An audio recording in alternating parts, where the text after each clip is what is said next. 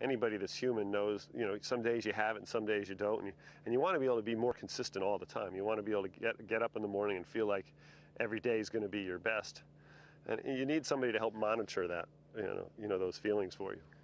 Brad, consistency is probably a key element of a good putter.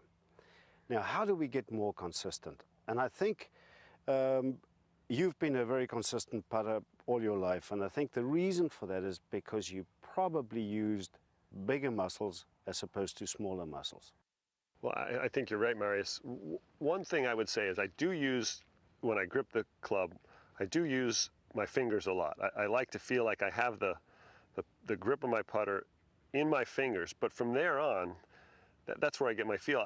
My consistency comes from using the big muscles and staying, connected.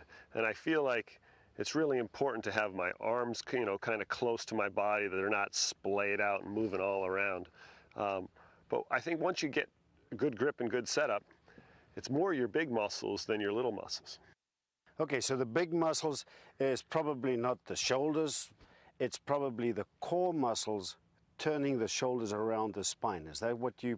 I feel like I use kind of almost my whole body to do it. I don't feel it's, it's certainly not a rocking motion in my shoulders. I feel like they kind of open and close a little bit like on a mini swing. And I almost feel like my upper arms are kind of tucked in close to my sides, and I feel them not pressing against, but touching, the side of my body. Okay, so you feel connected, I think that, and because the arms are connected to the torso, now you can use the bigger muscles to turn the torso around the spine, and that generates the energy you want in the putting stroke. That's definitely the feel I have to stay more consistent. And like I said, it might start from your fingers holding on to the putter, but definitely from there on, arms are connected to the chest, and everything seems to move together to make that stroke work on the path and have a consistent stroke. Okay.